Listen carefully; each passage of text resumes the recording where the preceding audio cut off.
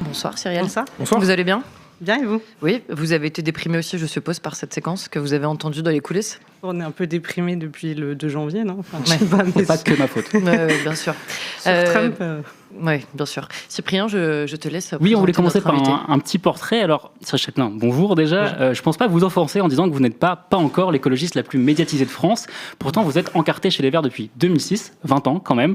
Vous avez longtemps été une militante, non pas de second plan, mais de l'arrière-plan, si on peut dire, c'est-à-dire collaboratrice parlementaire, conseillère en cabinet à la métropole de Grenoble, puis à celle de Lyon. Et puis en 2022, c'est le grand saut. Dans l'arène médiatique, vous devenez député de l'Isère sous l'étiquette NUPES Écolo, et en 2024, NFP Écolo. Et depuis, vous présidez donc le groupe écologique et social à l'Assemblée. Alors en préparant ce portrait, je suis tombé sur celui de Libération qui vous ont consacré en 2023. Avec cette remarque, c'est quasiment impossible de trouver quelqu'un qui dirait du mal de Cyril Châtelain à l'Assemblée. Alors certes, c'était il y a 3 ans, peut-être que vous avez des ennemis aujourd'hui, vous nous le direz, mais pas tant que ça visiblement. Alors pourquoi tout le monde vous apprécie ? Peut-être parce que vous gérez une coloc ingérable, à savoir le groupe écologiste, où cohabitent 5 partis qui sont pas toujours d'accord entre eux. D'ailleurs, on l'a vu sur le vote du PLFSS et du budget. Ou peut-être parce que vous êtes l'une des rares personnalités à gauche à ne pas vouloir être candidate à la présidentielle. Merci pour ça. Tout ça, ça nous amène à la question, arriverons-nous à nous fâcher avec Cyril Châtelain ce soir ? Pas que ce On va tout faire. Pas que ce soit un objectif en soi, mais vous connaissez l'émission, on a des questions de fond et des questions qui grattent. Alors pour ouvrir le bal, parlons d'international, on a un petit peu déjà abordé dans le début de l'émission. Venezuela, Groenland, Ukraine, Iran, citoyens abattus à Minneapolis, on l'a dit, l'actualité nous submerge, tout est urgence et court terme, les conflits se multiplient, l'extrême droite progresse. Et dans ce monde qui se brutalise, on a envie de se demander où est passé l'impératif écologique ? Est-il condamné à passer toujours après ? Non, parce que on fait le tableau total. Dans les décisions de Trump, il y a aussi, et d'ailleurs ça a été effectif le 27 janvier, donc il y a, je ne sais plus combien, hier ou avant-hier, la sortie des États-Unis de l'accord de Paris. Et en fait, dans le tableau fasciste, la question environnementale, elle fait partie des endroits de clivage, en fait.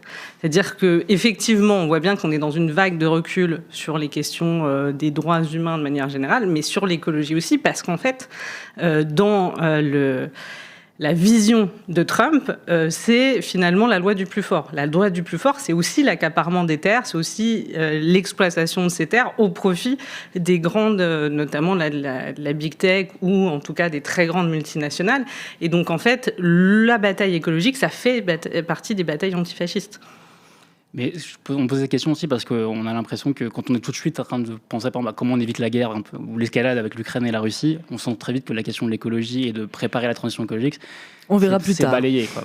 Mais ça, c'est la deuxième erreur, et pourtant on l'a répété depuis le début de la guerre en Ukraine.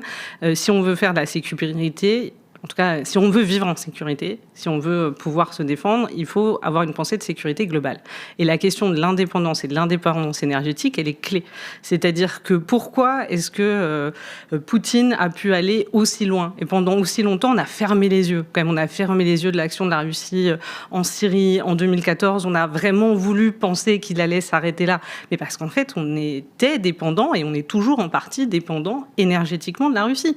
Et donc, en fait, si on n'arrive pas à développer une énergie, et pour les écologistes notamment l'énergie renouvelable qui permet de couper ces dépendances, eh bien on n'arrivera pas à finalement tenir tête à ces grandes puissances prédatrices. Alors votre parti, il est fédéraliste. Alors justement, dans ce contexte, ce serait quoi le rôle de l'UE, l'Union européenne ? Alors pour moi, et même pour notre parti dans le contexte, c'est qu'effectivement, alors il y a l'UE telle qu'on aimerait la construire et l'UE telle qu'elle existe. Dans un idéal écologiste, on va vers une Europe fédéraliste, une Europe effectivement avec notamment plus démocratique, c'est-à-dire qu'on n'est plus sur par exemple la présidente de la commission n'est plus quelqu'un de nommé, mais c'est bien quelqu'un d'élu, et après on est sur un système fédéral, parce qu'on pense que globalement, on y arrivera mieux à plusieurs. Alors ça demande effectivement de poser un certain nombre de valeurs communes, la montée du fascisme et l'existence au sein de l'UE de pays maintenant qui ont basculé dans l'extrême droite pose des questions. Et en fait, non mais ça fait vraiment partie de, en fait, à la fois typiquement si on prend la question de la défense. Moi, je ne vais pas construire une coalition de défense avec Orban. Enfin, je veux dire, il est allié de Trump et de Poutine, ça n'a aucun sens. Donc, Orban, le dirigeant de la Hongrie. Voilà, Orban, le dirigeant de la Hongrie. Donc il faut une coalition d'États volontaires avec qui on partage à la fois des valeurs et puis dont on est à peu près sûr qu'ils ne bossent pas pour le camp adverse. Alors, ce serait possible de faire ça, par exemple, une nouvelle coalition à l'international avec des pays hors UE, mais qui soient... Par exemple, le Brésil, le proche de la Canada, tout à fait, le Brésil, le Canada. Et d'ailleurs, même, on y a intérêt, c'est-à-dire de se dire, pour tout... de nouvelles alliances. De nouvelles alliances pour arriver à faire contrepoids à ces très grands empires. Et pour finir quand même sur la Hongrie, ce qui me permettrait de dire un mot sur, effectivement, on est un peu tous déprimés depuis le 2 janvier, mais à la fois, par exemple, la Hongrie, le fait que ça reste dans l'Union européenne, ça permet aussi une solidarité avec les personnes qui s'opposent. Je pense par exemple à la Pride qui a eu lieu en Hongrie. C'était, alors moi, j'ai pas pu m'y rendre, mais Lani Vogel, qui est sénatrice écologiste, y était. C'était impressionnant, c'est-à-dire qu'on avait des dizaines et des dizaines de milliers de personnes dans une Pride qui avait été interdite. Et là, finalement, il y avait un groupuscule fasciste, mais qui était submergé. Donc, en fait, le fait aussi de rester dans ce réseau, enfin, dans cette coopération européenne, ça permet d'aller soutenir ça. Et moi, sur les États-Unis, ce qui m'empêche de déprimer, c'est aussi de voir la résistance. Moi, j'avais quand même l'impression au début du mandat de Trump qu'il y avait une espèce d'apathie, sans doute le choc. On savait qu'il allait très vite et il est allé très vite. Et là, j'ai l'impression qu'il y a quelque chose qui bouge aux États-Unis de manière... Alors, ça serait peut-être pas suffisant, mais en tout cas, moi, ce sur quoi je me raccroche aujourd'hui, c'est les manifestations énormes de Minneapolis, c'est tous les gestes de solidarité. On voit, c'est les vidéos. Bon, alors, mon Dany, on en a beaucoup parlé, mais il n'y a pas que lui. Il y a un certain nombre de porte-parole démocrates qui font des vidéos sur comment agir si ICE arrive. Donc, il y a quand même quelque chose de se dire, il y a une résistance à ce système autoritaire qui est en place, et donc la bataille, elle n'est pas finie. Oui, mais ça va dans le sens finalement du constat qui est un petit peu dressé en ce moment, c'est-à-dire que la polarisation, elle est de plus en plus forte entre l'extrême gauche et l'extrême droite, si on peut le dire ainsi, mais force est de constater que là, aux États-Unis, c'est l'extrême droite qui est au pouvoir, et en Hongrie aussi, et dans d'autres endroits aussi. Il y a peu de pays, à l'inverse, très progressistes, qui font véritablement rêver, qui porte un projet de société que tout le monde veut suivre. Alors, je ne dirais pas polarisation entre l'extrême droite et l'extrême gauche. Je dirais qu'il y a effectivement une bataille, pour le coup, contre l'extrême droite, mais qui dépasse... sinon... Et je sais que c'était pas l'objectif, mais quand on dit l'extrême droite contre l'extrême gauche, on revient à cette idée qui est quand même que veulent nous faire croire les macronistes, qu'il y aurait les deux extrêmes qui s'affronteraient, qui polariseraient la vie politique, et finalement un centre raisonnable. C'est pas ça auquel on assiste. Et je sais que c'était pas comme ça que c'était dit. C'est pas ça auquel on assiste. On assiste effectivement à une vague réactionnaire. Néo-fasciste, qui effectivement est en train de progresser dans de nombreux pays, et des coalitions qui vont avec de la gauche radicale, de la gauche modérée, parfois y compris des progressistes plutôt modérés, et qui essayent d'y résister. Il y a des endroits, le Brésil, ils ont réussi à regagner. Et donc ça montre qu'on peut reprendre le voir. La Pologne, ils ont réussi à regagner. Donc on est dans un moment où il faut dire, alors il faut les empêcher d'arriver au pouvoir, premièrement, et deuxièmement, la lutte n'est pas inutile une fois qu'ils arrivent au pouvoir. Et je pense que ce qui se passe aux États-Unis là, c'est est-ce que cette grande démocratie va en rester une. Et effectivement, ça amène à une polarisation quand on est sur un débat existentiel pour les États-Unis. Les États-Unis, c'est quand même... C'est dans la mythologie américaine, c'est nous, le peuple, on est le pays démocratique qui vont amener la liberté au travers le monde. C'est leur mythologie. Et il est en train de s'attaquer. C'est un combat existentiel. Il est forcément dur. Justement, sur ce basculement américain, ça nous pose la question de qu'est-ce qu'on fait face à ça, et ça repose la question de la dépendance qu'on a aussi vis-à-vis des Américains. Je sais que historiquement, les écologistes sont plutôt pour le maintien dans l'OTAN, si je ne me trompe pas. Est-ce que vous avez révisé votre position compte tenu du basculement politique récent aux États-Unis ? Alors, pour être exact, notre position en 2022, lors de la présidentielle, c'était un rééquilibrage du traité en fait, de l'OTAN avec un renforcement du pilier européen. Aujourd'hui, il y a deux choses. C'est qu'en fait, Trump, il a fait imploser l'OTAN de l'intérieur. C'est-à-dire que, globalement, aujourd'hui, l'article 5, qui veut que l'ensemble des membres de l'OTAN se portent en traite s'ils sont attaqués, je crois que plus personne n'y croit. Donc, le Groenland, voilà. c'est un exemple. Donc c'est un exemple, c'est-à-dire qu'ils attaquent...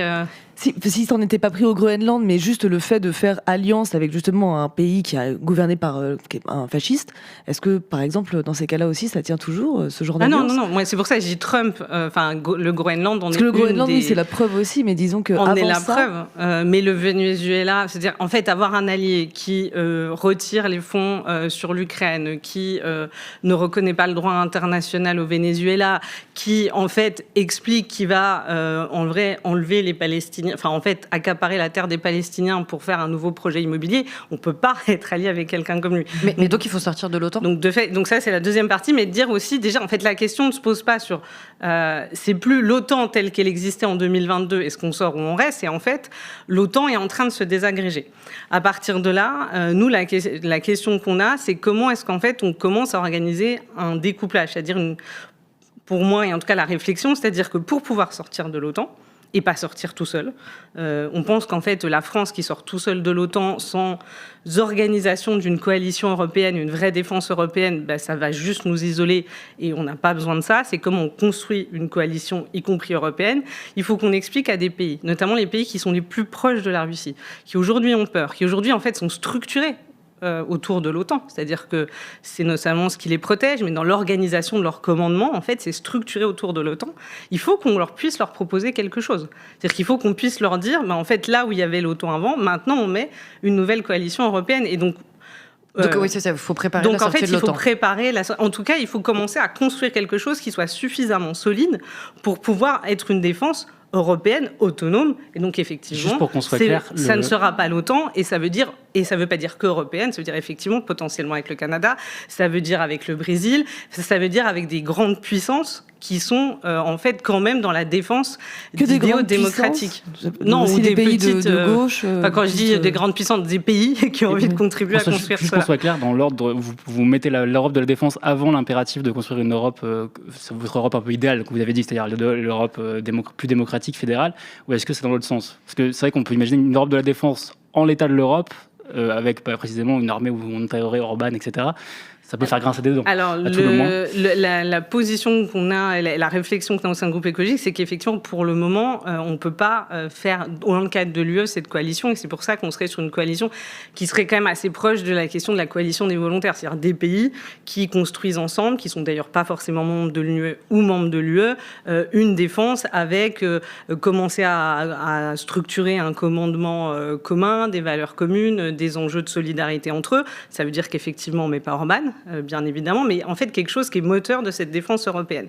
Après, moi, je considère que la question de la défense, elle est légitime si elle répond à un pouvoir politique et démocratique. Donc pour moi, pour avoir vraiment une défense pleinement européenne, ça va forcément avec une transformation des institutions et plus de démocratie. Pour moi, les deux vont ensemble. Et pour rester sur le domaine des sanctions, de la dépendance vis-à-vis des États-Unis, parce que là on parle de dépendance militaire, mais il y a aussi la dépendance économique. D'ailleurs, les deux sont souvent liés, par ailleurs. Est-ce qu'on doit prendre des sanctions économiques contre le régime de Trump, considérant que c'est un régime voyou, parce qu'il a violé le droit international, par exemple au Venezuela, mais pas seulement. Est-ce qu'on doit prendre des sanctions économiques ? Alors, je crois qu'il y a en ce moment même un rassemblement organisé par Pouria Amirchahi, qui est député écologiste de Paris, qui dit justement ça, qui dit à un moment, il faut commencer à prendre des sanctions contre certains dirigeants américains. Et de manière plus globale, l'instrument anti-coercition au niveau européen, je pense que ça se justifierait. En tout cas, il faut qu'on commence à regarder, que ça soit sur les draps de douane qui sont quand même agités pour nous faire sauter à la corde. En fait, à un moment, il faut avoir des actes extrêmement forts. En fait, on est sur un dirigeant qui ne comprend que la force. On lui a laissé passer trop de choses. On a laissé passer trop de choses. Parce que le Venezuela, c'est vrai que c'était, comme vous dites, on s'est réveillé 2026, ça a commencé extrêmement fort, mais avant le Venezuela, il y avait déjà eu énormément de choses qu'on a laissé passer, que des pays, par exemple, comme la Colombie, avaient haussé la voix avant nous. Donc, est-ce que, du coup, maintenant, on peut, nous, se permettre d'avoir cette position-là, où c'est nous qui haussons le ton, après avoir été alliés, amis, et laissé passer autant de... Donc, on a mis du temps à hausser le ton sur le Venezuela. Ça va dans le sens des questions du chat, là, qui disent, mais tant qu'on n'a pas d'autre solution, ça veut dire qu'on reste amis avec un pays fasciste. Mais on n'est pas... Alors, on va être clair, on n'est pas amis avec mais pour Trump. l'instant, on est dans la Non, mais on n'est pas amis, on n'est pas alliés, on ne peut pas se reposer sur les États-Unis. Enfin, il faut être extrêmement clair, de toute façon. Et d'ailleurs, ce qui est en train de se préparer en Ukraine, il faut regarder ce qui se prépare en Ukraine, la question de ce qu'on appelle les garanties de sécurité pour l'Ukraine. En fait, c'est les États-Unis qui nous disent, de toute façon, moi, globalement, je serai plus beaucoup là. Et donc, c'est des Européens qui commencent à se dire comment on s'organise. Pour moi, aujourd'hui, ça va pas assez loin. On reste encore trop dépendant des Américains dans ces garanties de sécurité. Et puis là, concrètement, de fait, on est encore allié avec eux. En tout cas, moi, je considère qu'on ne doit plus être allié avec eux. On est en train d'hausser la voix. J'ai quand même l'impression qu'il y a... En fait, moi, ce qui me gêne, c'est la faiblesse... Enfin, si on reprend, par exemple, l'exemple du Venezuela, effectivement, ce qui me pose question, c'est la faiblesse de la parole européenne, la faiblesse de la parole française. En fait, on fait carpette. Et ça, par contre, c'est pas acceptable. La question, moi, je pense que l'OTAN est en train de se désagréger. Donc, la question, il n'est pas finalement est-ce qu'on claque la porte ou pas. C'est comment on construit pour avoir quelque chose de solide.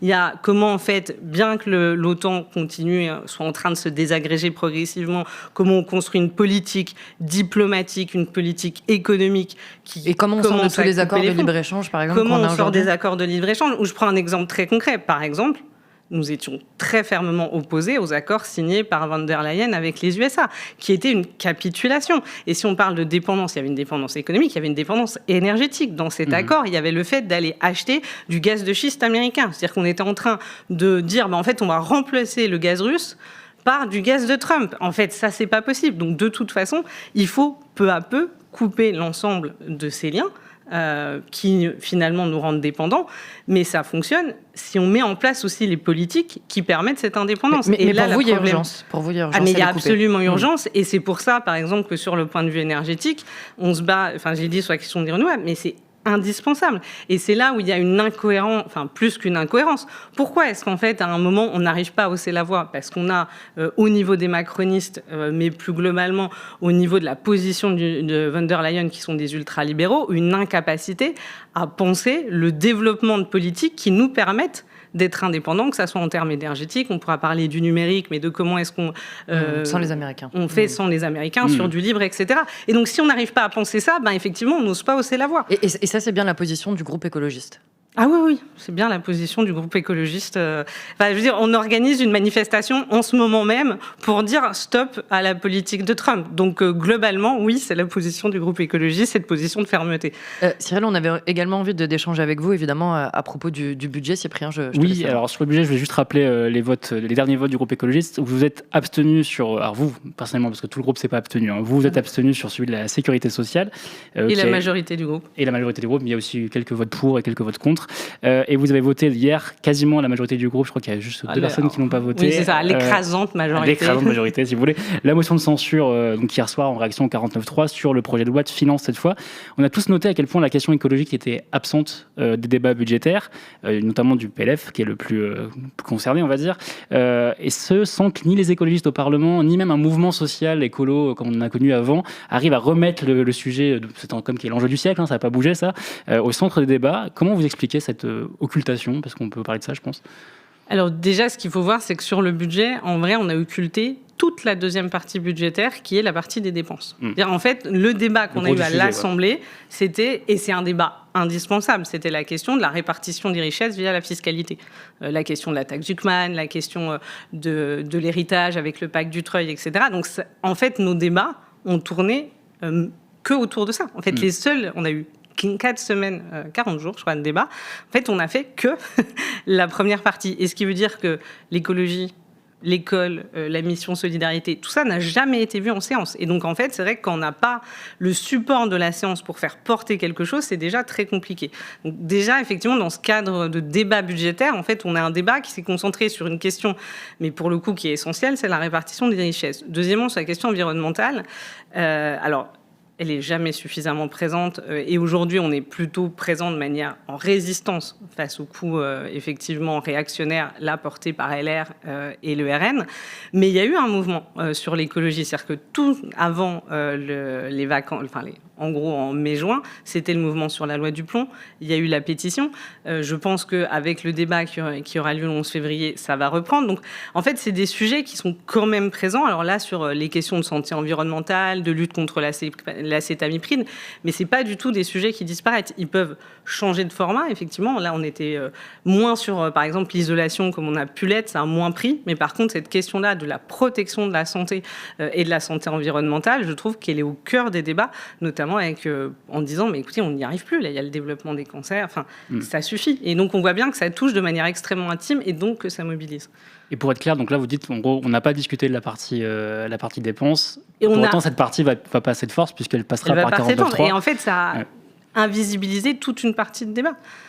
Et il y aura un troisième 49.3 et donc sur l'ensemble du texte et nous le voterons et il y aura une motion, enfin on votera pas le 49.3, on fera la motion de censure, on la votera. En fait, on a fait une motion de censure commune de tous les groupes de gauche qui souhaitaient la déposer. La première signée par donc le groupe écologiste, insoumis, communiste porté par les insoumis, la deuxième signée par les trois mêmes groupes portés par les écologistes et la dernière sera signée par les trois mêmes groupes et portée par les communistes. Et juste parce qu'on a pu vous reprocher votre abstention sur le PLFSS. Très rapidement, ce qui vous justifie votre censure là, c'est le 49.3, donc c'est la méthode ou c'est le fond ? Les deux. Alors, très clairement, de toute façon, sur le budget, nous, on a arrêté début janvier les discussions en disant là, le gouvernement repart sur la copie sénatoriale. Donc, en fait, on a le choix entre la copie du gouvernement ou la copie de la droite sénatoriale qui est pire. Il n'y a plus rien à discuter. Donc, de toute façon, nous avions sur le fond arrêté les discussions. Quelques jours après, ils sont passés en force avec le 49.3. Donc là, ni la méthode ni le contenu ne pouvaient aller. Donc, c'était la censure. Cyril Chatelain, on voulait vous demander, puisque vous avez forcément vu les images de Marine Tondelier quand elle est venue dans cette émission, elle n'avait pas su répondre à la question est-ce qu'elle était contre le capitalisme ou anticapitaliste ou pas. Voici ce que vous avez répondu le mois dernier chez nos collègues de Baxit. On regarde et on vous questionne à ce propos.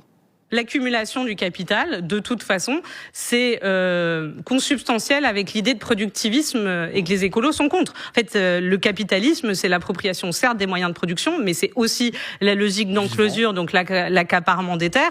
Et en plus, si on fait le troisième postulat avec une autrice qui s'appelait Silvia Federici, c'est aussi l'accaparement du travail de reproduction des femmes. Donc oui, moi, à partir de là, je suis anticapitaliste et je pense que la pensée écologiste est matérialiste. Alors, donc, vous dites que je suis anticapitaliste. Évidemment, nous, on est tout contents quand on entend ça. Mais évidemment, il ne suffit pas de le dire, ça tout le monde peut le dire. Moi, j'ai envie de vous interroger, c'est quoi concrètement pour vous l'anticapitalisme en acte ? Et par exemple, si vous deviez citer une première ou deux premières mesures à prendre concrètement là pour lutter contre ce que vous dites, donc la concentration des moyens de production et l'extension du marché sur le vivant et sur les hommes. Alors, l'anticapitalisme, on a peut-être dire qu'il y a plusieurs choses. Il y a comment... en fait, changer un système qui est organisé depuis maintenant des siècles, ça prend du temps. Donc, il y a déjà la question de l'imaginaire. C'est-à-dire qu'il y a cette citation, on dit c'est plus facile d'imaginer la fin du monde que la fin du capitalisme. Il faut qu'on arrive à renverser les choses par la question de l'imaginaire, de dire, en fait, qu'est-ce que serait ce monde qui n'est plus dirigé par la question du capital, et donc, c'est-à-dire, globalement, l'exploitation des terres et des êtres humains au profit de quelques-uns et de l'augmentation du capital. Ça, c'est quelque chose que je pense ça fait partie d'une bataille et d'une bataille culturelle. Après, de manière extrêmement concrète, je ne pense pas qu'on fasse tomber en quelques jours ce système-là. Donc, il faut commencer par un certain nombre de mesures assez fortes. Peut-être pour expliquer pourquoi je vais choisir ces mesures-là. En fait, je savais que vous alliez... je me doutais, vous saviez que vous avez vu Marine Tondelier. Je me suis dit... et vous n'êtes pas les seuls à leur dire c'est super facile à dire, etc. Je me suis dit, en fait, à un moment, ça serait quoi les mesures qui sont vraiment... qui peuvent symboliser le mieux cette marche vers l'anticapitalisme. Transition vers autre chose. C'est ça, transition vers autre chose. Et en fait, j'ai pensé à c'est quoi l'image du capitalisme. En gros, c'est quoi cette image du capitalisme et à ce livre de Lazzarato sur l'homme endetté. C'est-à-dire qu'une des figures du capitalisme, c'est le fait qu'aujourd'hui, en fait, pour faire des études, il faut faire un crédit. C'est-à-dire qu'en fait, l'outil de crédit est devenu un outil de contrôle social. Le deuxième, pour moi, image, c'est la question de la personne ubérisée. C'est-à-dire que là, il n'y a plus aucun droit, il n'y a plus rien.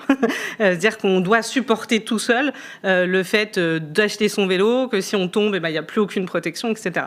Donc, à partir de là, la question, c'est comment peu à peu, on arrive en fait à desserrer cet étau, à la fois de cette contrainte du prêt et à la fois le fait de devoir de se débattre un peu tout seul. Mais du coup, ça donne quoi comme mesure concrète ? Non, mais c'était juste pour expliquer comment je suis partie en termes de réflexion. Donc, en termes de mesures concrètes, je vais commencer par une première chose, c'est-à-dire il faut revenir vers une logique du droit. C'est-à-dire qu'en fait, il faut déjà effacer les années Macron et remettre un droit du travail solide.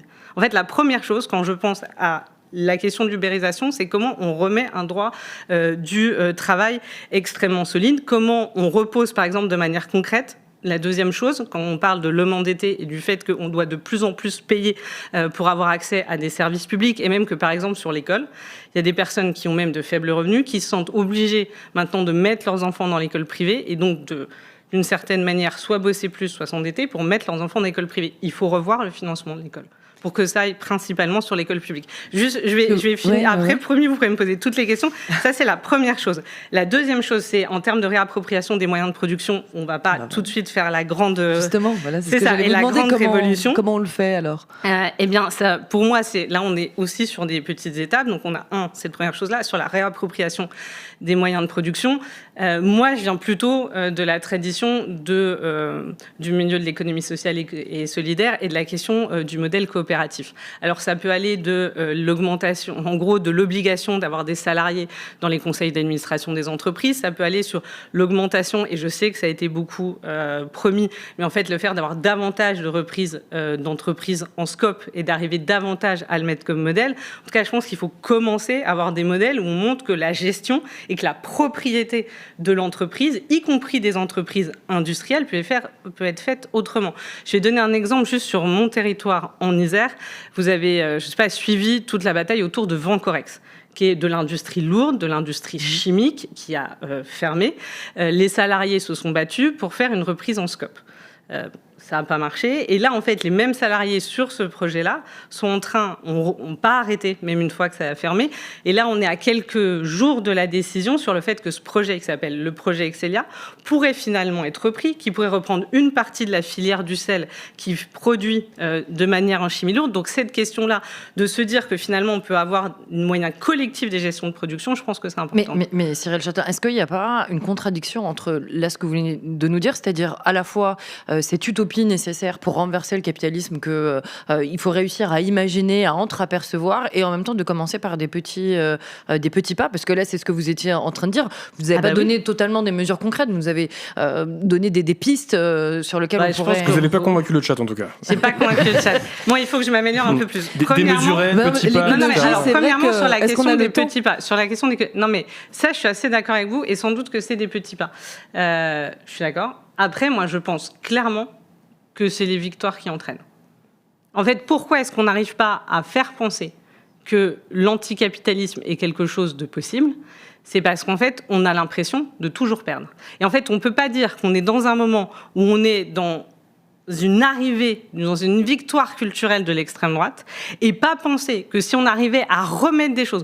En vrai, qui me dit que effacer complètement tout le mal qui a été fait sur le droit du travail serait pas quelque chose qui, à un moment, serait vu comme quelque chose de positif. Ce qui ne veut pas dire qu'on va pas faire des choses en plus après. Je veux dire qu'à un moment, on a besoin de réenclencher quelque chose de positif pour dire aux gens, non, la régression n'est pas mais quel imaginaire impossible. Alors, justement, parce qu'anticapitalisme, donc voilà, on voit bien qu'on va s'opposer au capitalisme, mais derrière, pour créer quoi sur la base de quel programme et quelle société, quel modèle, on va dire, social et économique sur clair, la visée. En fait... Ah mais c'est ça, mais il y avait là je répondais aux mesures, et il y a quand même sur les mesures concrètes, parce que j'avoue que je suis moins spécialiste de la question industrielle et des moyens de production, mais il y a un troisième aspect qu'on n'a pas parlé, c'est la question de la remise en cause de la remise en cause, de penser le régime de propriété autrement.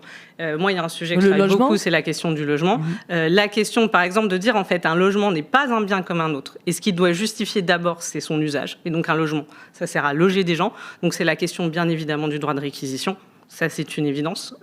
C'est la question de dire aussi, ben non, en fait, c'est pas open bar en termes de spéculation. Donc, on a l'encadrement des loyers, et peut-être même qu'il va falloir commencer à penser à se dire qu'il faut même faire baisser la bulle. Donc, commencer à réfléchir à un système d'encadrement des loyers qui permette de faire baisser les prix. En fait, on a aussi cette question de comment on arrive à réfléchir la question de la propriété privée, de ce régime de propriété. En fait, en disant par exemple, c'est les pas multipropriétaires, c'est quelque chose. Est-ce qu'on pourrait imaginer limiter, on n'a pas le droit d'avoir plus d'une propriété, on a notre maison, notre appartement secondaire si vraiment on a des thunes, et puis c'est tout, quoi.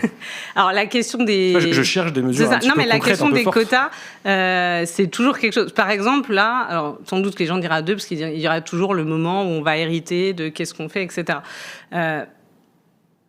Pourquoi pas? Là, comme ça, je suis pas sûre que la mesure des quotas, ça soit la plus efficace. Moi, je crois plus, en termes de répartition, d'aller redurcir la question de l'héritage, en arrêtant toutes les niches qu'il y a où on peut filer l'argent avant, qui permet d'ailleurs de donner, quand on est multipropriétaire, des logements. En fait, déjà, si tout le monde payait l'héritage dû, ils seraient obligés de vendre leur logement. Donc déjà, il y a cette question-là. Donc ça, c'est pareil. Enfin, moi, je crois plus à la question d'attaquer sur l'héritage parce qu'on voit bien qu'une partie de l'augmentation du capital, il se situe beaucoup dans la spéculation immobilière. Je serais plus là-dessus. On taxe à combien de pourcents, du coup ? On taxe à combien de pourcents ? Alors là, j'aurais pas la réponse. Ce qui est sûr, ce qui est sûr, c'est que, déjà, on enlève toutes les niches. C'est-à-dire ce que je disais, le fait de pouvoir donner tous les 10 ans jusqu'à 100 000 euros par enfant, etc. Moi, je pense déjà il faut arrêter. Donc, en fait, on enlève... Parce qu'en fait, la question de mémoire, de ce que j'ai travaillé pendant le budget, la question n'est pas forcément le taux, en fait, pour toute une partie des gens, c'est le fait d'avoir des stratégies d'évitement. Donc, en fait, il faut déjà enlever la capacité de stratégie d'évitement. Et après, il faut aller augmenter les taux sur, effectivement, les plus riches. Et en fait, il y a la question, après on revient sur Zuckman, de la question des holdings, c'est qu'en fait, les plus riches, ils ont toute une partie de leur capital qui en sont en fait des actions, et qu'en fait, tant qu'on les laisse cacher dans les holdings, et qu'en plus, il y a la question des plus-values effacées, ça ne marchera pas. Donc, il faut à la fois faire les holdings et travailler sur la question des plus-values effacées. Vous avez soulevé la question de l'imaginaire tout à l'heure, même si tout ne se joue pas dans le monde des idées, évidemment, on est matérialiste, social, humain, donc on sait que ça se joue aussi dans le concret, mais n'empêche, vous avez raison de soulever cette question-là. Il me semble qu'il y a deux choses, en fait, deux imaginaires contre lesquels vous devez lutter en tant qu'écologiste. C'est celui de l'écologie punitive, c'est vraiment cette idée que l'écologie, c'est forcément des privations, c'est forcément la déprime, quoi, en gros. Et aussi, lutter contre l'imaginaire consumériste. Par exemple, une mesure, comme ça, je l'ai en tête, mais supprimer, je sais pas, mais encadrer la pub, en tout cas. Parce que s'il y a bien moi, je suis pour supprimer la pub. Très bien. J'ai pas de problème. S'il y a bien une courroie de transmission de l'imaginaire consumériste, c'est la pub. C'est l'injonction à consommer. Supprimer la pub. Et même, on a beaucoup parlé des algorithmes. Enfin, il y a eu tout le débat sur la question des réseaux sociaux et des moins de 15 ans. Et on a beaucoup parlé des algorithmes trompeurs, des questions addictives. Mais en fait, les méthodes qui sont utilisées par les réseaux sociaux commencent aussi à être utilisées par les masses de fast fashion. C'est-à-dire qu'on va créer le besoin d'acheter. Parce qu'attention, c'est un super bon plan, attention, vous voyez. Et donc, en fait, ces méthodes-là, c'est pareil. En fait, ça suffit. C'est-à-dire qu'effectivement, l'interdiction de la pub, l'interdiction de ces méthodes qui poussent à la consommation et qui poussent en plus à la consommation sur des produits faits dans des conditions environnementales, sociales extrêmement dégradées, ça ne fonctionne pas. Et en plus, ça n'a pas d'effet pouvoir d'achat. Je sais que l'image, c'est de dire, oui, mais en fait, on n'a pas les moyens. Alors déjà, il y a une partie des gens qui achètent chez Shein qui sont plutôt classe moyenne. Et surtout qu'en fait, au lieu d'acheter un t-shirt qui tenait, on en achète 3, 4, 5, 10, à la fin, en vrai, si Shein fait ça, c'est qu'il fait de l'argent. Donc vous serez plutôt pour une écologie qui serait antiproductiviste ? Absolument. Et est-ce que je crois que toute écologie est antiproductiviste. Voilà. Est-ce que ce serait aussi ce qu'on pourrait parler de décroissance ? Oui. Alors je sais que le mot décroissance est très connoté, tout de suite, décroissance, il a été malheureusement dans le débat, on a un peu perdu, je crois, le débat sur comment ce mot, il est perçu. Et il y a beaucoup de gens qui vont dire, non, mais en fait, la décroissance, c'est ce qu'on aime dire, le retour à la bougie, l'effondrement économique, etc. Je pense qu'il faut replacer le débat. Alors, je n'ai plus le nom de l'auteur, mais c'est l'ONU qui avait fait un rapport qui dit, aujourd'hui, la croissance est destructrice. Elle est destructrice en emploi, elle est destructrice en qualité de vie. En fait, elle n'apporte plus de bien-être. On peut questionner de savoir si on n'en a jamais apporté. Mais en tout cas, aujourd'hui, elle est très clairement destructrice. Donc oui, il faut aller vers... Alors après, est-ce que c'est de la décroissance ? Est-ce que c'est un modèle accroissant ? Il faut sortir de la course à la croissance et de produire pour produire. Est-ce qu'on pourrait, par exemple, arrêter de produire ? Donc, voilà, par exemple, on parle de la publicité à ce moment-là. Et est-ce qu'il y a des choses dont on pourrait très bien se passer Et ça passe, de toute façon, juste pour le la décroissance, ça passe forcément par une planification. C'est pas on laisse tout s'écrouler et on verra ce qui se passe. De toute façon, ça passe par un outil, enfin un État qui dit ce qui décroît ou ce qui décroît pas, de toute façon. Alors en fait, c'est vachement bien une question parce que ça mène à faire des propositions vachement plus intéressantes que ce que j'avais préparé. Donc c'est chouette. Voilà. Je me suis dit que j'aurais dû. Mais typiquement, sur la question. Pardon, il y avait 2 questions. Il y a beaucoup de choses dont on peut se passer. Il y a même des questions de savoir. Premièrement, comment est-ce qu'on arrête j'allais dire l'optimisation, mais c'est pas ça. Le fait d'avoir une durée de vie limitée des produits. Merci, l'obsolescence programmée. En fait, l'obsolescence programmée, pourquoi ? Au début, on a eu, les ménages n'avaient pas d'équipement, donc on leur a donné une télé, une voiture. Après, on leur a vendu 2 télés, 2 voitures. Puis en fait, quand les gens avaient une télé dans chaque pièce et une voiture par personne qui ont permis de conduire, on s'est dit qu'est-ce qu'on va faire pour leur vendre plus ? On va limiter la durée de vie. Donc à un moment, il y a des obligations, par exemple sur les durées de garantie, l'obsolescence programmée. 2, il y a une question, pour le moment, je ne sais pas encore si on pourrait le résoudre par la loi, mais si on prend par exemple les puces électroniques. Je pense à ça. Moi, j'ai ST Micro pas loin de chez moi. Ça prend énormément d'eau, ça prend des matières rares. Il y a des objets sur lesquels on a besoin de puces électroniques. Je pense qu'aujourd'hui, on n'est pas prêt à dire il faut plus d'ordinateurs. Par contre, est-ce qu'il faut une puce électronique dans une machine à café ? Est-ce qu'il faut une puce électronique dans une machine à laver, dans un lave-vaisselle ? En fait, et je ne sais pas si c'est possible, mais typiquement, c'est le genre de choses qui devrait être interdit. On n'a pas besoin de puces dans ce type d'outils. Peut-être qu'on va créer de nouveaux besoins, qu'il y a des gens qui seront super contents de pouvoir connecter leur cafetière à distance, mais en fait, c'est des besoins créés. Donc ça, c'est des choses qu'on peut totalement s'en passer. Et après, sur le besoin de planification, je suis d'accord, il faut qu'on arrive à identifier les besoins. Et pour ça, moi, en tant qu'écolo, je me suis beaucoup posé la question industrielle. Parce qu'en fait, c'est vrai qu'on a beaucoup de collectifs. En fait, il n'y a pas d'industrie qui n'a pas d'impact sur son environnement. Et j'en suis arrivée à la conclusion que si à un moment, et déjà depuis très longtemps, les écologistes, il faut réimplanter, mais en fait, la réimplantation des industries, elle nous oblige à poser... Alors, pas forcément que la nationalisation, mais le fait d'avoir des industries sur son territoire. Ça veut dire qu'elle prend son eau, qu'elle rejette les rejets dans les terres. Donc déjà, on a un vrai débat sur quel niveau de rejet acceptable. Et surtout, on a ce débat de la planification. En fait, c'est quoi l'intérêt ? C'est-à-dire qu'on a un débat démocratique sur... Parce qu'en fait, tant qu'on produit ailleurs, très loin, loin des yeux, que ça pollue en Chine, en Inde, en Thaïlande, on n'est pas obligé d'avoir le débat. Si on produit en France ou en Europe, on est obligé d'avoir ce débat-là en se disant qu'est-ce que je suis prêt en fait à prendre un peu pour pouvoir produire les choses dont j'ai besoin. Et je pense que la planification, elle commence par là, se dire finalement, dans cet équilibre-là, de quoi j'ai réellement besoin. Et je pense qu'il y a des choses où assez naturellement, on se dirait que c'est peut-être pas utile de prendre autant d'eau pour produire des choses aussi inutiles. Les entreprises privées, elles font ce qu'elles veulent globalement. S'il n'y a pas soit de la nationalisation, des lois très fortes. Non, mais je dis pas qu'il faut pas des lois. Je dis qu'il faut un débat démocratique qui permette ensuite après de passer des lois contraignantes. Je pense que le job des écologistes là-dedans, c'est de pousser extrêmement forte à justement à dire, mais en fait, c'est pas plus de temps de consommation d'eau et donc à partir de là, mais en fait, on ne crée pas en fonction des besoins de la croissance des entreprises, mais en fonction de la capacité à faire physique. Je dis pas qu'il faut pas de la réglementation. Je dis juste que même on ne pose pas la question de la réglementation tant qu'on n'est pas confronté à l'effet de notre consommation.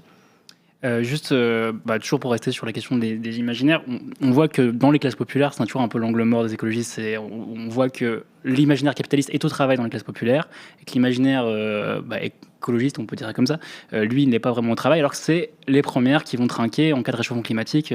En canicule, c'est plus sympa d'avoir une maison avec piscine que dans un HLM. Donc, la question, c'est est-ce que c'est toujours votre angle mort, ça ? Comment vous comptez arriver à convaincre ces classes populaires qui devraient être les premières bénéficiaires, en toute logique, d'un changement, d'une transition écologique?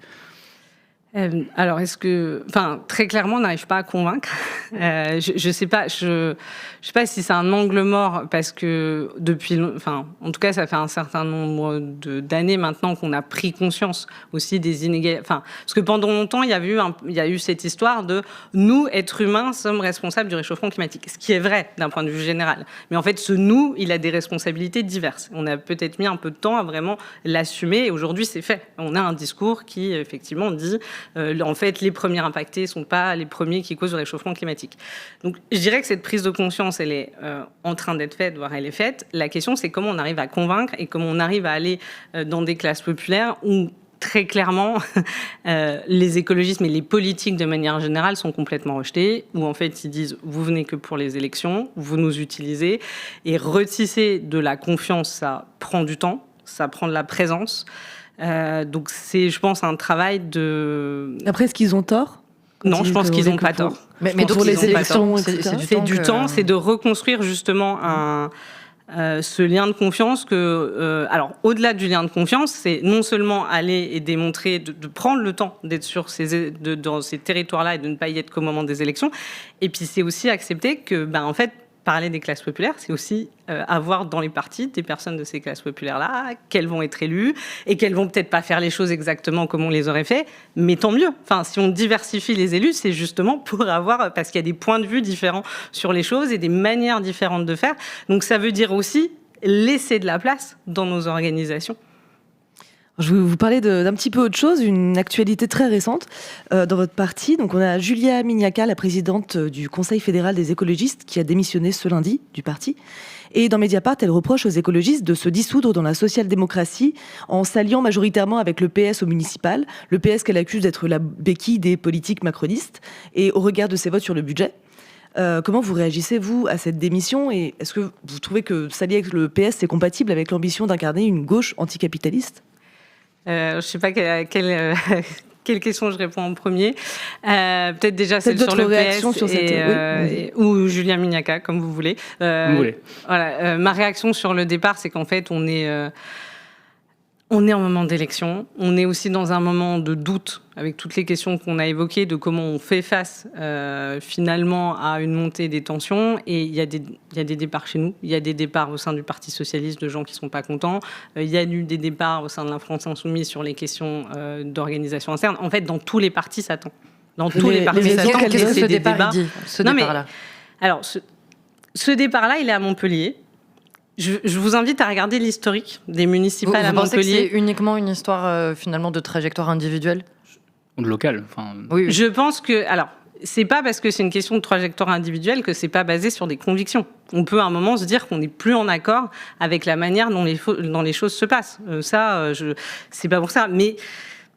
Voilà, la question des municipales montpelliéraines à chaque municipale, c'est toujours pour que tout le monde comprenne. Julia Miniaca a rejoint la France insoumise, c'est ça ? Non, pas du tout. Mais elle reproche plutôt que les écolos s'allient plutôt préférentiellement avec le PS plutôt que la France insoumise. C'est plutôt ça. Elle les a pas rejoints officiellement. Mais se dissout dans la social-démocratie. Et donc, moi, je ne pense pas qu'on se dissout dans la social-démocratie. Je pense qu'on a un autre récit que celui que le PS. Je pense que on ne vote pas la même chose que le PS. Je pense que oui, on est allié avec le PS dans un certain nombre de villes. Après, il y a aussi un choix que je respecte absolument des Insoumis. Grenoble, on a été alliés avec eux pendant de longues années. Là, les Insoumis ont décidé de faire une liste. C'est aussi leur choix. Vous préférez travailler avec le PS qu'avec les Insoumis ? Non, c'est pas une... Alors, pour le coup, typiquement, il y a eu des discussions à Grenoble. À un moment, les Insoumis ont fait une liste. On n'allait pas dire on restait tout seul. En fait, on travaille aussi avec les partenaires autour d'un projet. Moi, je préfère des listes où il y a tout le monde.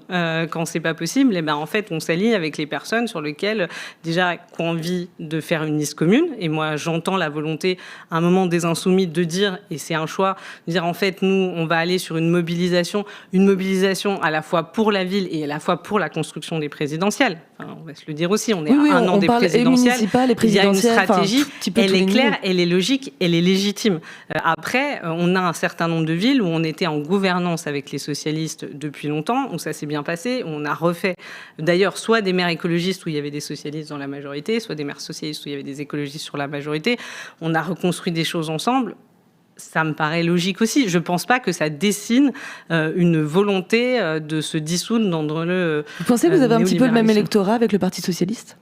Ah ben, c'est pas que je le pense, c'est qu'en fait, quand on regarde pour le coup les études de sociologie électorale, on montre que globalement, l'électorat écologiste et socialiste est quand même assez fluctuant. Oui, effectivement, on a un électorat qui est assez commun, qui n'est pas complètement commun, notamment chez l'électorat écologiste, la question environnementale arrive très en tête.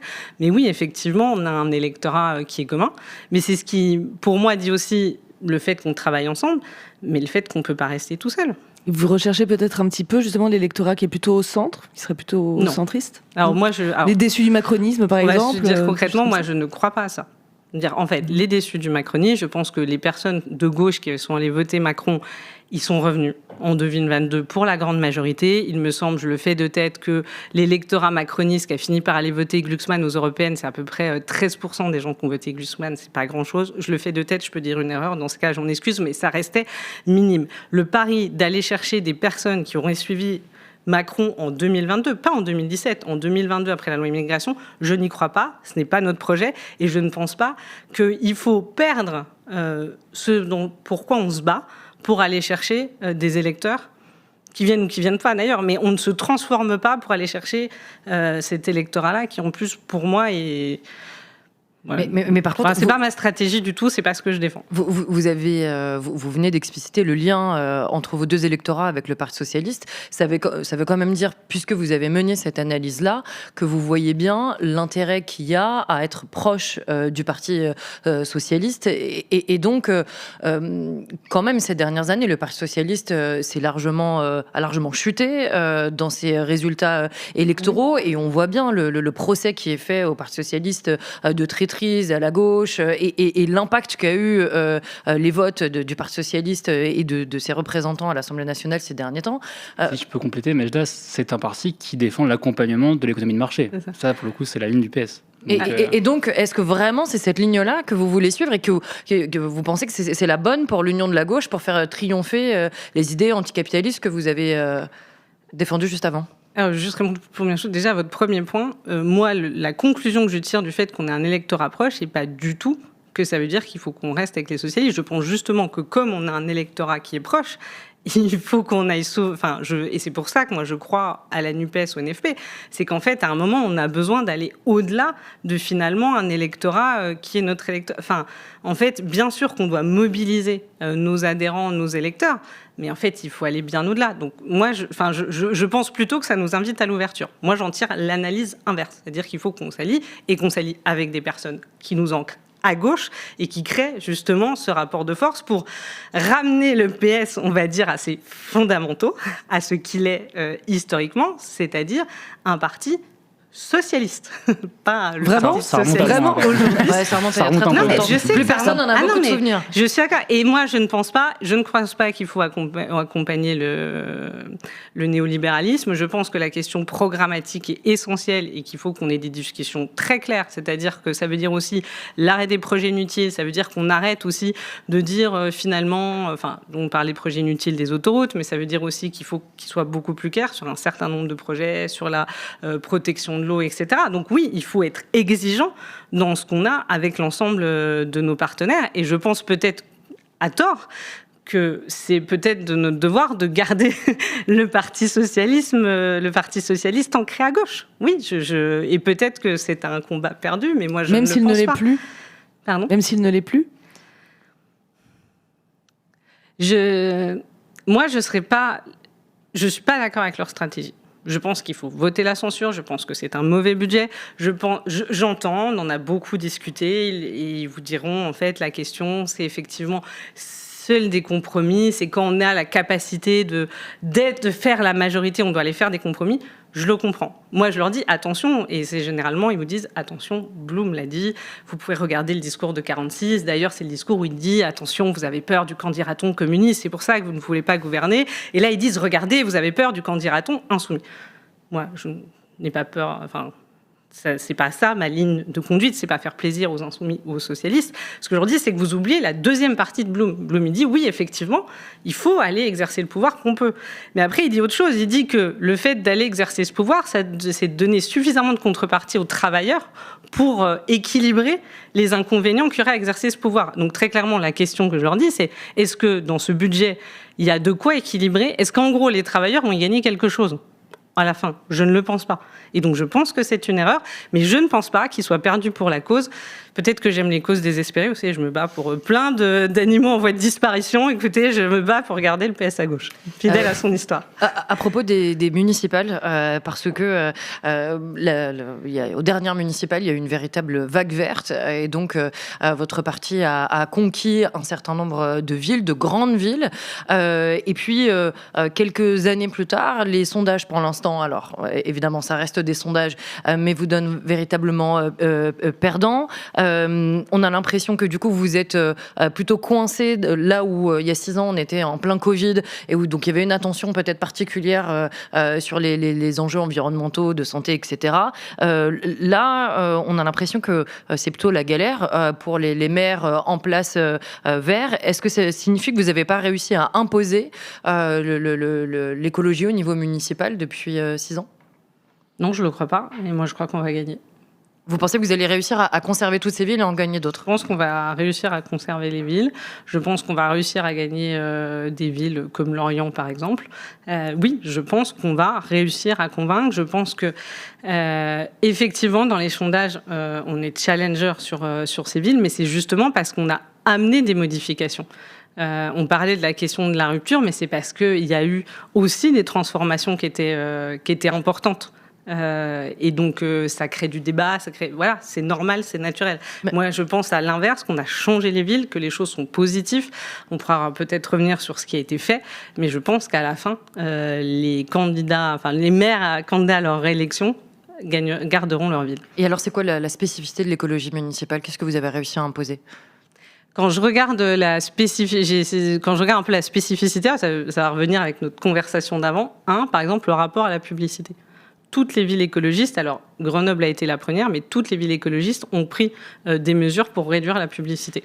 Alors après, de manière différente, de la publicité à la fois les grands encarts papier, mais aussi de la publicité numérique sur vue, etc. Donc première chose, réduction de la publicité. Deuxième chose, la question notamment de la végétalisation de la ville.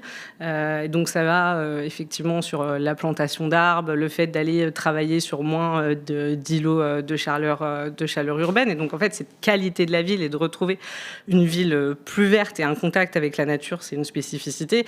Et la troisième chose, je pense qu'il y a la question de l'éducation, un engagement fort, bien sûr, sur les rénovations des écoles, mais aussi sur l'imaginaire du loisir, la question du droit aux vacances, du droit au loisir, qui, je pense, est très... Mais ça, c'est porté par l'ensemble de la gauche, c'est pas spécifique aux à un moment, oui, mais j'ai l'impression que les communistes, ça fait... Oui, c'est vrai, c'est vrai. Ça.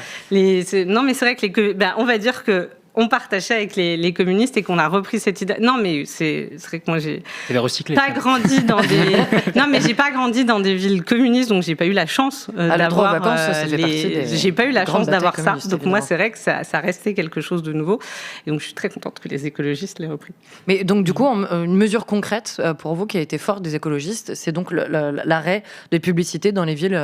Non, mais ça a été les 200 000 arbres plantés dans la métropole de Lyon, les 70 000 à Bordeaux, la question du permis de végétaliser, c'est-à-dire qu'à Bordeaux, vous avez les permis de construire, vous avez les permis de végétaliser, c'est-à-dire que la ville vous donne, vous avez gratuitement des plantes que vous allez planter sur de l'espace commun, par exemple. Donc il y a effectivement cette réappropriation de la ville. Il y a la question des transports que j'ai pas cités, mais qui sont indispensables, c'est-à-dire le réinvestissement dans des transports en commun et donc le droit au déplacement. En fait, il y a eu beaucoup de choses qui ont été faites. Oui, la droite vous a reproché à peu près tout, en réalité, si on est honnête, mais vous a reproché précisément comme de délaisser, c'est souvent un truc qui revient, de délaisser les sujets de sécurité.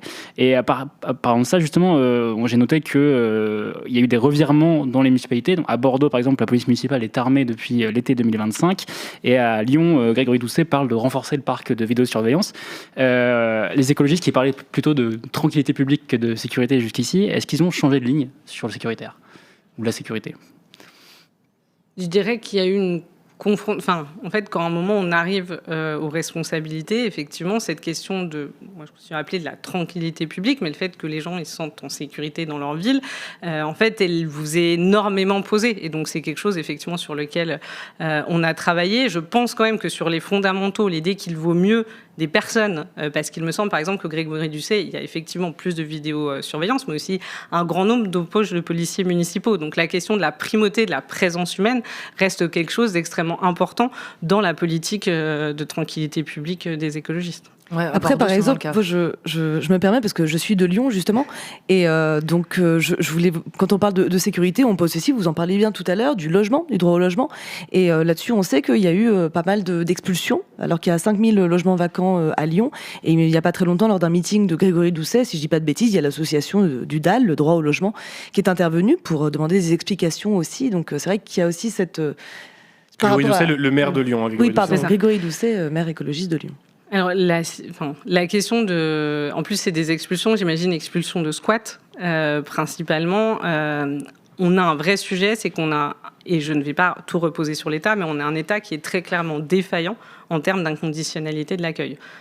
Et donc aujourd'hui, on se retrouve à Lyon, mais pas qu'à Lyon, avec un nombre de personnes à la rue qui explose, un État qui ne prend pas ses responsabilités et des collectivités qui essayent d'agir, mais qui à un moment sont des fois confrontés à des choix qui sont extrêmement difficiles. Par exemple, la ville de Lyon, c'est 800 personnes mises à l'abri grâce à la ville de Lyon. C'est pas leur compétence, ils le font. C'est 3 millions qui sont engagés par la ville en 2025 pour la mise à l'abri et de l'hébergement. Donc en fait, il y a des choses qui sont... Il y a le collectif Solidarité Femmes et Enfants à la rue 69, par exemple, qui pour le coup se bat pour mettre des personnes à l'abri, ne serait-ce que pour une nuit dans les centres sociaux, dans des gymnases, etc. Mais ils ont raison. Enfin, en fait, ils ont... Mais en fait, les policiers viennent déloger des femmes et des enfants. Mais c'est... Enfin, en fait... alors, je ne connais pas ces notions-là, mais effectivement, déloger des femmes et des enfants, c'est inacceptable. Après, la question, c'est que je pense qu'on est dans un moment où, même je sais que ça n'a pas l'air d'être le cas, mais en fait, on mène le même combat. C'est-à-dire qu'eux, ils nous diront toujours que tant qu'il n'y a pas... Tant que chaque personne n'aura pas un toit au-dessus de sa tête pour être mis à l'abri, ça ne sera pas suffisant. Ils ont raison. On a besoin d'eux. Et le job des villes, c'est d'aller chercher toujours plus loin. Je pense que si ce n'était pas un maire écologiste, il n'y aurait pas 800 places d'hébergement sur une compétence qui n'est pas municipale. Il n'y aurait pas un bras de fer avec la préfecture qui voulait ouvrir un seul gymnase et qui en a ouvert 2. En fait, c'est un bras de fer continuel d'augmenter les moyens de mise à l'abri quand en fait, ce n'est pas le cœur de vos compétences. Et donc, oui, c'est un sujet. Et c'est pour ça, par exemple, que nous, dans la journée d'initiative parlementaire, c'est Daniel Simonet qui porte un texte qui est important, c'est la réquisition des logements vacants. Aujourd'hui, les maires, dans la loi, n'ont pas le droit de réquisitionner des logements vacants. Et donc, en fait, nous, on veut que ça change. On veut permettre à ces maires qui essayent de se battre sur l'hébergement de pouvoir, justement, réquisitionner des logements vacants. Alors, je vais parler d'un autre sujet qui fâche. Nos confrères de Reporters il y a eu beaucoup de choses du coup cette semaine. Ouais, mais c'est bien, ça fait vraiment il y a eu beaucoup de choses. Et nos confrères de Reporters ont révélé que Marine Tondelier s'était rendue le 27 novembre dernier au dîner des bâtisseurs. C'est un événement qui réunit des élites catholiques françaises et dont les organisateurs sont en lien avec des personnalités d'extrême droite. On pense notamment aux milliardaires assez connus Pierre-Édouard Stérin et Vincent Bolloré qui manipulent beaucoup nos médias et beaucoup d'influence. On a beaucoup parlé de Pierre-Édouard Stérin, qu'on connaît bien à l'Humanité, parce que c'est l'Humanité qui a contribué à révéler le projet. On l'a rendu célèbre, il faut le dire. On l'a rendu célèbre malheureusement, qui, pour rappel, pour ceux qui ne seraient pas passés à côté de là-dessus ces 2 dernières années, qui vise en gros à faire gagner l'extrême droite dans les têtes et dans les urnes. Voilà, notamment municipal, le fameux projet Périclès qui arrive bientôt. On vous dit souvent qu'effectivement l'enjeu des municipales, et puis on imagine bien au-delà, c'est quand même de faire reculer l'extrême droite. Et donc qu'est-ce que va faire une secrétaire générale à ce genre de soirée ? Sa présence n'engageait pas le parti des écologistes. Voilà. Moi, je suis en désaccord avec le fait qu'elle se soit rendue à ce dîner des bâtisseurs. Je pense qu'effectivement, quand c'est un lieu de réseautage qui est noyauté et organisé par des grandes figures aujourd'hui de l'extrême droite française qui sont en bataille civilisationnelle contre nous. Vous en avez parlé avec Marine Tondelier ? Oui, on en a parlé longuement. Ça a gueulé en interne, pour le dire clairement. Non, ça n'a pas gueulé. En fait, on le sait. Moi, j'ai exprimé mon désaccord. Elle a expliqué que c'était un choix qu'elle faisait à titre personnel. Donc, c'est pour ça, je le redis, ça n'engage pas les écologistes. Mais elle est secrétaire nationale d'un mot. Enfin, elle se doute. Non, et puis en plus, c'est le débat que nous avons eu. C'est pas la première fois qu'elle y va. Là, elle y est retournée. Mais c'est pour ça que... Là, je dis très clairement mon désaccord. Et c'est pour ça que je dis que du moment où elle considère que c'est un choix personnel, en fait, c'est un choix qui n'engage pas le parti, qui n'a pas été pris collectivement. Et je le redis, c'est un choix avec lequel je suis en désaccord. Oui, mais avec lequel le grand public évidemment ne sait pas que lorsqu'elle y va, elle se représente elle-même. Mais c'est pour ça que ça me permet de le dire. Non, mais c'est pour ça que ça me permet de le dire très clairement. Je pense qu'effectivement, ces lieux-là, et j'entends, et le débat que nous avons eu, si vous voulez tout savoir, qu'il y a un débat intéressant qui est de dire, mais il faut occuper les espaces hostiles. Oui, c'était ses arguments à elle. Effectivement. Et en fait, oui, il faut occuper les espaces hostiles. Quand il y a des manifs de chasseurs, il faut y aller et se confronter. Si on est invité au MEDEF, il faut y aller et leur expliquer qu'on va faire l'attaque Zuckman. Par contre, là, on est dans un dîner. On n'est pas dans un moment public. Il n'y a pas de débat. C'est un moment de réseautage. Et on ne peut pas réseauter avec des personnes dont l'objectif final est, en fait, de détruire tout ce pourquoi on se bat. Très bien. Ça a le mérite d'être clair. Merci beaucoup, Cyrielle. Ça va être l'heure d'accueillir le pire journaliste de la rédaction, la carte de Presque.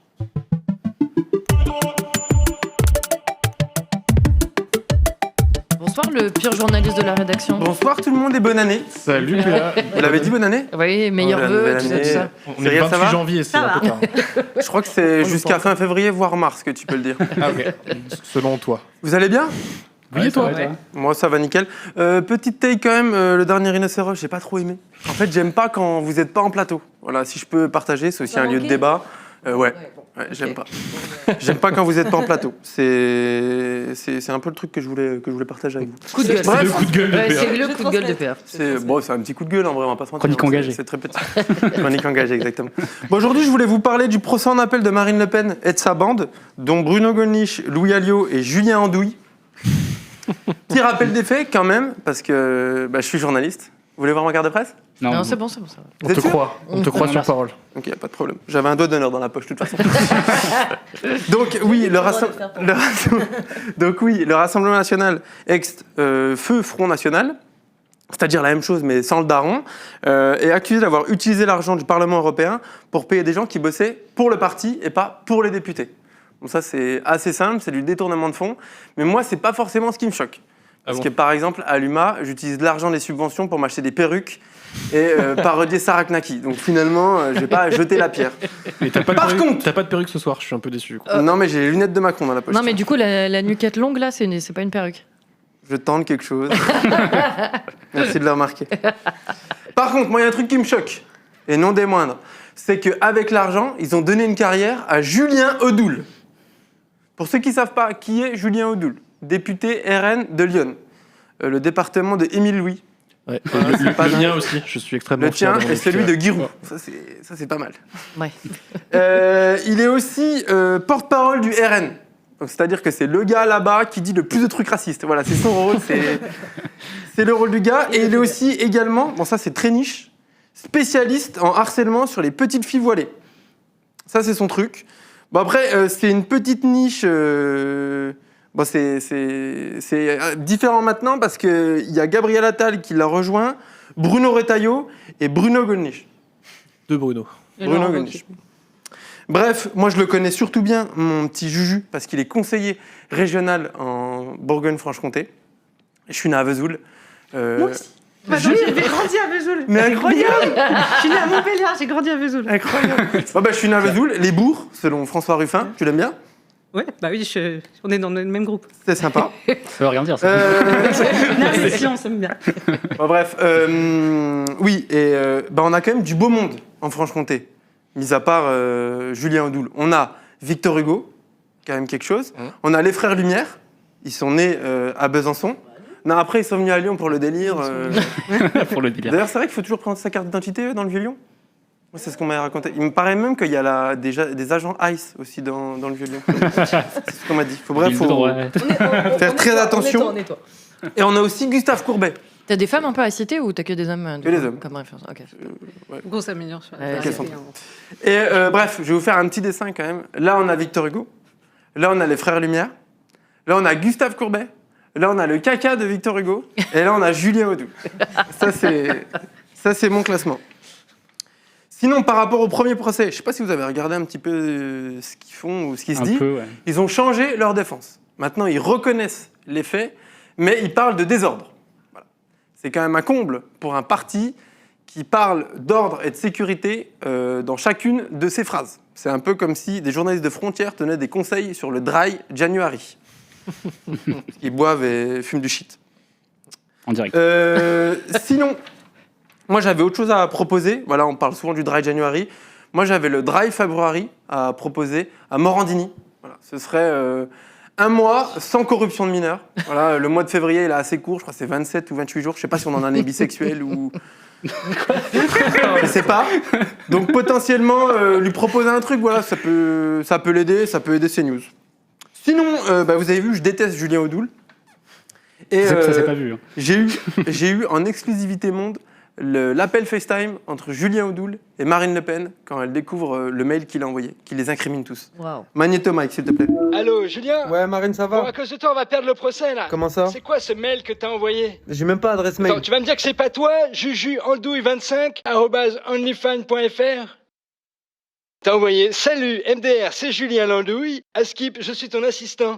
Rappelle, s'il te plaît. PS, t'en penses quoi de cette photo? Après, c'est ma meilleure photo. Avec une photo de toi torse nu. Tu te moques de moi, hein? Ouais, mais je suis quand même plus musclé que Jordan, non? C'est pas le sujet, Julien. Tout le monde nous taxe de voleur maintenant. Je suis pas un voleur. Tout le monde. Puis Jordan, il fait la même chose, tu le disputes jamais. Bon, stop, Julien, il faut que tu te relances, là. Tu veux pas plutôt continuer tes délires sur les petites filles voilées, Ouais, là, t'as raison, hein? t'as raison. T'aimes bien ça, non? Ouais, c'est grave mon truc. C'est notre truc, Juju, c'est notre truc. Et mets-nous un pantalon, là. J'en ai mis un aujourd'hui. Oh. Moi aussi. Bon, c'est leur truc. Passons au ça ira pas, si tu veux bien, Cyrielle. Allez, on y va. Est-ce que tu connais... Oui, je connais. Ok, bon, on va quand même réexpliquer pour ceux qui Ça y est, nous ça Mais rejoignent. elle avait bossé C'est l'émission, connu, vu c'est comment ton c'est de rentré dans lit l'histoire. ça s'était passé ici, ça aurait été une faute politique de ne pas Oui, regarder j'imagine. l'émission. quand même. T'es anticapitaliste du coup? C'est juste Mais il faut que poser la j'améliore question toutes les 10 la minutes. mise en place concrète. D'accord. J'ai compris les feedbacks.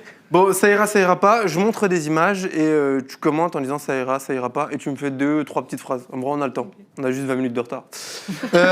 Loi du plomb, ça ira ou ça ira pas? Ah, ça ira pas. Pourquoi? Ça ira pas du tout. Ah bah, l'acétamitride, l'accaparement de l'eau, enfin, rien ne va. Le Mercosur, ça ira Ah, ou ça ira pas? Ça ira pas. Ça ira pas parce que c'est concurrence déloyale, augmentation du CO2. Enfin, rien ne va, ni pour l'écologie, ni pour l'agriculture. Merci. L'interdiction de la chasse, ça ira ou ça ira pas? On va commencer le dimanche. Le dimanche, interdiction? Ouais, ça ira. Samedi, ça passe. C'est les petits pas, Non, c'est mais la politique des petits pas. On est sur la dimanche. interdire le dimanche. On est sur la politique de cohabitation. Non, mais en vrai, si on gagnait l'interdiction le dimanche, on l'avait présenté lors de notre première journée d'initiative parlementaire, c'est pas passé. Donc on continue. C'est déjà, on fait pour que les gens puissent se balader sans avoir peur de se faire tirer dessus le dimanche. L'IA dans nos vies, ça ira ou ça ira pas? À la base, je voulais mettre la une de l'IMA avant-hier, mais on m'a Ça dit aurait été trop bien. D'hier, non. c'était très récent. Non, ça ïra pas. Ça ira pas. Ça a pris une place de dingue et donc il va falloir à la fois protéger les règlements existants comme l'IA Act européen et puis encadrer encore plus fort. Et puis d'un point de vue environnemental, c'est une l'utilises, catastrophe. Alors, je l'utilisais pas. Il y a une semaine, je me suis dit que j'allais quand même regarder ce que c'était. Donc, j'ai téléchargé une appli. J'ai essayé une fois et bon, je me suis dit que pour le moment, je manquais pas grand-chose. Ok. La Coupe du Monde 2026, on boycotte ou on boycotte pas? Ah, moi, j'aurais tendance à dire on boycotte. Mais là-dessus, voilà, c'est un point de vue personnel. Tendance à dire, pardon. J'aurais tendance à dire on boycotte. En fait, aller chez Trump, ICE, de toute façon, ils ne vous laisseront pas rentrer. Maintenant, il faut checker les réseaux sociaux, etc. Ça va être compliqué. Là, tu pourras jamais rentrer aux États-unis du coup. C'est ça. Je compte pas y aller, on va trouver que c'est un Les peu une merde. supporters pourront pas rentrer. Je suis même pas sûr que les footballeurs puissent rentrer, donc ça va être compliqué. Oui. Moi, je suis d'accord avec tout Kerry début, James en quand il fait. dit que c'est un pays de merde, donc je vais pas changer mon truc. Prendre l'avion, ça ira ou ça ira pas? Est-ce qu'on devra arrêter de prendre l'avion? Alors, ça ira. Alors, ça dépend pourquoi. Ça ira pas si tu prends l'avion pour aller faire un week-end à Ibiza. Par contre, si ta famille vit à La Réunion, ben, c'est plus logique. Donc, on va dire de manière modérée et pour des bonnes raisons. Ok, je te remercie, Cyrielle. Entre Vésuliens, C'est ça. c'est pas ce que ça voulait dire en fait, c'est les habitants de On Vesoul. dirait un truc d'une autre planète. C'est le gentilé de Vesoul, les amis. Bon, Ouais. je vous fais des bisous, bonne année, et puis Salut, PA. c'était trop cool de rencontrer quelqu'un de Et Vesoul. bah ouais, c'est Merci Voilà, beaucoup, PA. Merci, PA. Salut.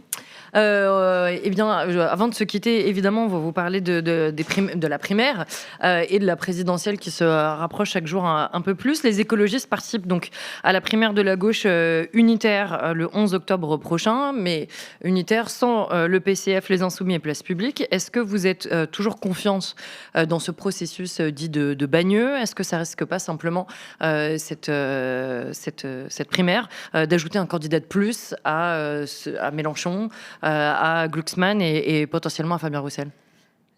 Moi, je suis confiante et je pense que si ça réussit, je suis confiante et je pense que si ça réussit, ça ne sera pas un candidat de plus. C'est-à-dire que si vraiment, et je pense que c'est notre objectif, on arrive à avoir un engouement des électeurs de gauche, des sympathisants de gauche qui décident d'un candidat, déjà, ça va lui donner une dynamique de dingue. Et donc, à un moment, oui, ça va reposer la question de la démultiplication des candidatures. Donc, ça va les limiter. En fait, l'objectif, c'est que ça les limite et que ça se fasse sur une base démocratique, c'est-à-dire que les gens votent, et sur un travail programmatique, parce qu'effectivement, on a des débats programmatiques dans le cadre de cette primaire. Justement, ce que j'allais dire, l'union de la gauche en soi, c'est pas un programme, c'est une étape qu'on peut estimer nécessaire, mais on tarde un peu à connaître votre programme, le programme de Bagneux, quoi, si on peut l'appeler comme ça. Alors, c'est effectivement l'union de la gauche, je pense que c'est nécessaire, indispensable. Ça ne gagne que si on a un programme. On a commencé, il y a eu la convention éducation qui s'est tenue il y a quelques semaines. Là, on travaille sur les questions justement du travail, de l'industrie, donc si c'est en cours. Ok, et vous pensez que si Madame Tondelier gagne, par exemple, ou même par exemple François Ruffin, le PS va se rallier gentiment à la candidature et pas à celle de Glucksmann, par exemple ? Moi, j'espère que en fait, la candidature de Glucksmann ne sera plus un sujet. Moi, je pense que si on combine, la dynamique de la primaire, 2, ses réussites audiovisuelles, je pense qu'à ce moment-là, il sera plus candidat. Mais s'il l'est encore. S'il est encore, est-ce que vous croyez vraiment dans le fait que le PS se rangera derrière le candidat de l'Union de la gauche ? Moi, je le pense. Je pense que s'ils s'y engagent, et c'est pour ça que ça fait débat chez eux d'ailleurs, et c'est peut-être plus sain qu'ils aient le débat maintenant, c'est que s'ils s'y engagent, ils s'y engagent vraiment et à soutenir le candidat qui sort. Et la deuxième chose, c'est que je pense qu'il ne le sera plus. C'est-à-dire que la seule chose qui attire chez Glucksmann, c'est qu'il est un peu haut dans les sondages. En fait, du moment où il baissera, vous verrez qu'il y a plus beaucoup de socialistes qui voudront aller avec lui. Mais indépendamment de Glucksmann, vous voyez bien que, vous l'avez dit, au PS, ça débat. En fait, au PS, il y a quasiment 2 partis en Inde depuis le congrès. 2, 3... Ouais, voire 3. Chez vous, il y en a 5. On dirait des écologistes. Oui, mais nous, on est un groupe parlementaire. Oui, au sein du Parti socialiste, il y a au moins 2, on va dire 2 blocs, et on a un bloc, le bloc d'Elga, etc., qui, clairement, lui, ne veut pas entendre parler de la primaire. Donc, et s'il ne gagne pas la primaire, ce qui est possible, ils iront ailleurs, quoi. Parce qu'ils voudront un espace social-démocrate, justement, avec ou sans Glucksmann, par ailleurs. Alors, en fait, une présidentielle, ça se prépare quand même longtemps à l'avance. Il y a les signatures à aller chercher, il y a le programme à constituer. Je pense que d'ailleurs, c'est ce que Raphaël Glucksmann est en train d'expérimenter. C'est beaucoup de pression. Je ne pense pas qu'un candidat solide, ça sorte comme ça, ou une candidate. Est-ce qu'il ne faut pas d'abord un programme avant un candidat, d'ailleurs ? Si, moi je pense, d'ailleurs, dans la manière dont on a pensé la primaire, c'est bien sûr qu'il va y avoir les candidatures où les gens vont avoir leur parrainage, etc. Mais dans le même temps, avant qu'il y ait la désignation du candidat, qu'il y ait ce travail programmatique qui soit remis. Je pense que c'est absolument indispensable. Ce programme, il ne sera pas exhaustif. Bien évidemment que le candidat ou la candidate, ça ne sera pas la même chose selon qui est désigné. Enfin, si c'est Marine Tondelier, François Ruffin, ce n'est pas exactement la même campagne. Mais au moins qu'il y ait un socle très clair sur un certain nombre de choses. Et peut-être une dernière question avant qu'on rentre dans l'antenne. Je vais vous soumettre un scénario que vous n'avez pas aimé, mais je vais quand même vous le soumettre. Si jamais il y a effectivement un candidat ou une candidate de la primaire qui est élu et qu'elle se rajoute donc au moins à Jean-Luc Mélenchon, parce que on va pas se mentir, il y a peu de chances que les Insoumis rejoignent la primaire de Bagneux. Mais ils sont toujours les bienvenus. Oui, mais pour l'instant, ça les intéresse pas spécialement.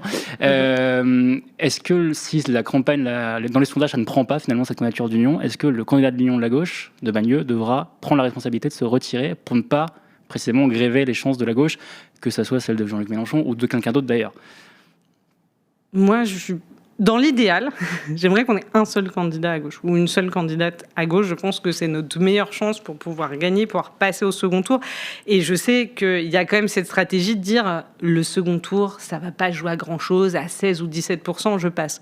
Oui, enfin, quand tu as fait 17% et que le RN en a fait 40%, bah, vas-y pour gagner le deuxième tour. Donc je trouve que c'est une mauvaise stratégie. Et pour moi, il nous faut un seul candidat avec un objectif de passer au second tour et de passer très haut pour pouvoir engendrer une dynamique et gagner le second tour. Donc moi, en vrai, dans l'idéal, si à la fin, on arrive à un seul candidat, c'est ce que je souhaite. Après, effectivement, mon scénario, c'est que c'est le candidat et la candidate issue de la primaire qui va prendre cette dynamique, et c'est quelque chose à laquelle je crois profondément. Mais donc, ça veut bien dire, pour répondre à la question de Cyprien, que si potentiellement, c'est pas ce candidat ou cette candidate de la primaire, il y aura potentiellement cet effacement pour faire en sorte que la personnalité qui est à gauche... On n'a pas encore désigné de candidat, je ne vais pas parler de son effacement. Moi, je vais vous parler de sa réussite. Non, mais je veux bien que fasse de la politique fiction, mais là, à un moment, on essaye de construire quelque chose, d'avoir justement quelque chose de plus large possible, qui rassemble le plus possible. Moi, je pense que l'enjeu, c'est déjà ça. Donc de créer une dynamique, en fait. De créer une dynamique et une dynamique... Non, mais en tout cas, une dynamique qui met cette question du rassemblement au cœur. Parce que là, on voit bien que la dynamique qui est en ce moment, c'est quand même le retour du récit des gauches irréconciliables. On a besoin de faire vivre autre chose que ce récit des gauches irréconciliables. Ça, pour le coup, ça nous emmène dans le mur, c'est sûr. Après, elles n'ont pas les mêmes projets, quoi. Donc, c'est compliqué. Oui, mais en fait, même les grandes gauches unies, en fait... tous les partis de gauche n'ont jamais eu exactement le même projet. Il y a toujours eu des différences assez non, mais il y a toujours eu des parfois, débats très profonds sur les questions internationales, mais même y compris sur des questions sociales importantes. En fait, je pense que quand il y a eu des séparations historiquement avec le PC, le Parti socialiste, il y avait des débats qui étaient profonds, des désaccords qui étaient profonds. Et à un moment, ils font quand même ensemble, et ça a fait de belles choses. Ça a fait la CMU. Je suis désolée, on a vraiment réussi avec une union de la gauche et même des partis qui n'étaient pas d'accord surtout, à faire des belles choses. Donc moi je dis ok, on n'est pas d'accord, mais à un moment on se met ok sur les belles choses qu'on veut faire. On a réussi avec la NUPES, on a réussi avec le NFP. Parce qu'on disait avec le NFP aussi, voilà, c'est vrai, vraiment, je reprends cette phrase qui a été dite et redite, mais je la redis quand même, mais voilà, entre le NPA et le PS, c'était vraiment complètement, voilà, c'était même entre Philippe Poutou et François Hollande, on n'est pas du tout sur les mêmes programmes, on n'est pas du tout sur les mêmes pensées politiques, les mêmes idéologies, les mêmes projets. Donc c'est vrai que ça paraît,